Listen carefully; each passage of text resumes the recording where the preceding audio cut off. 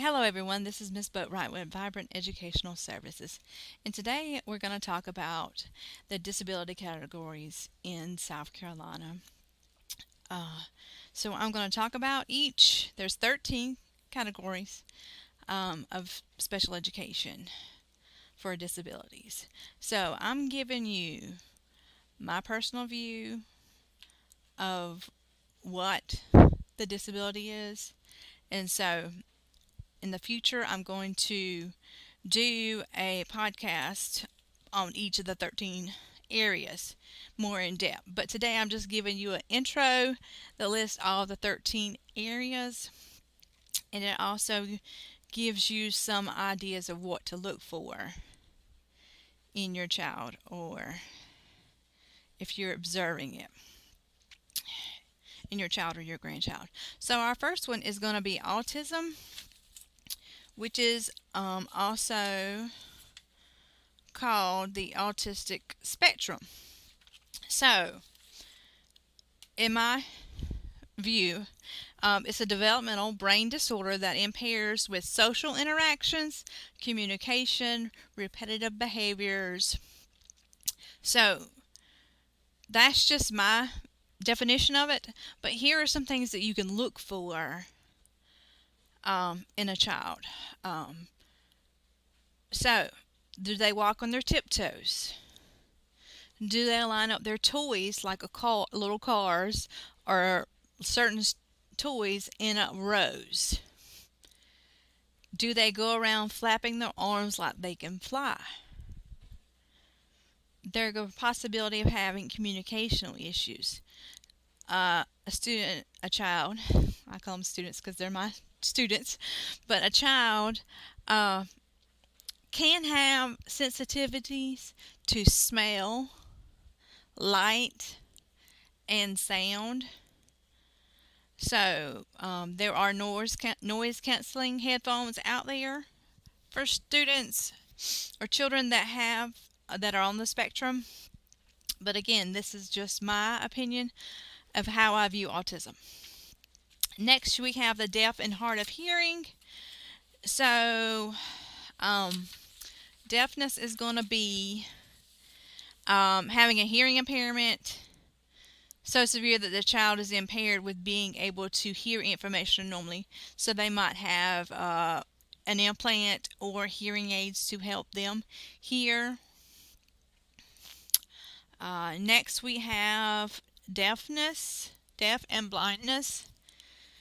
So if a child it's a combination of the two, and so it includes the deafness, hard of hearing, but then it also adds in blindness.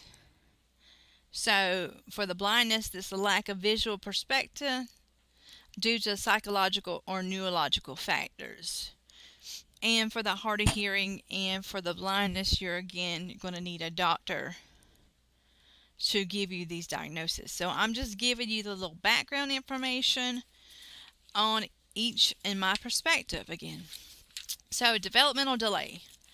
This is something it's listed, but it's not listed, and it's mainly for children who are age 5 to age 9, and they have not been classified under a different category, but there is a developmental delay, like they're behind on reading, their writing ability, and or math. So it's just something that's in place sometimes with elementary children, students that they're developing, they're struggling, and sometimes that is what's used in place. But and then we go into emotional disabilities.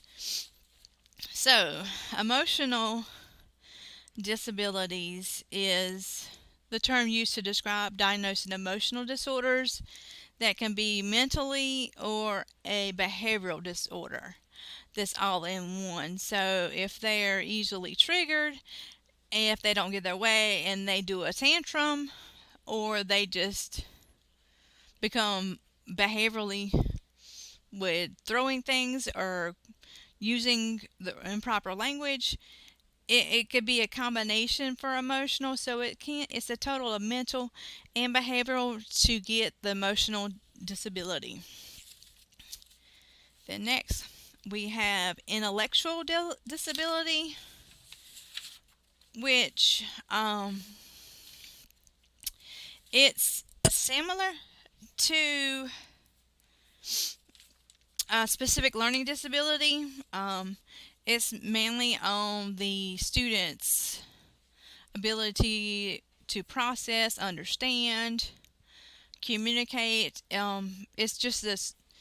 It's an intellectual disability, which intellectual disability is now called ID, which previously in previous years it was called mental retardation.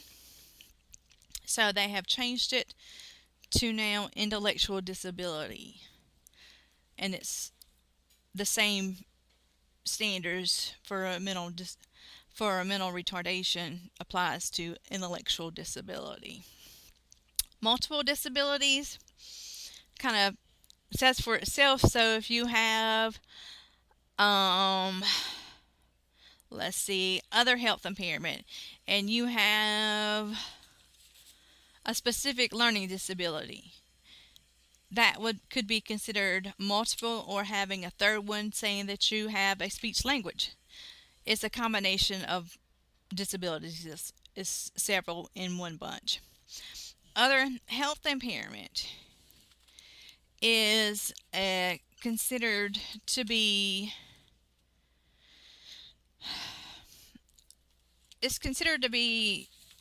it's actually a diagnosis from the doctors. Like, so it defines authorities by, whoop, wrong person, wrong thing, sorry, my mistake. Other health impairments, this is the area which a variety of impairments can result into asthma, ADD, ADHD, epilepsy, heart conditions, leukemia, sickle cell, and more. So those are just, there's a medical diagnosis. And so if they have an impairment like a health impairment, that's medical, they can get other health impairment diagnosis. A specific learning disability, which majority of students who are placed in our resource classroom are specific learning disabilities, or SLD.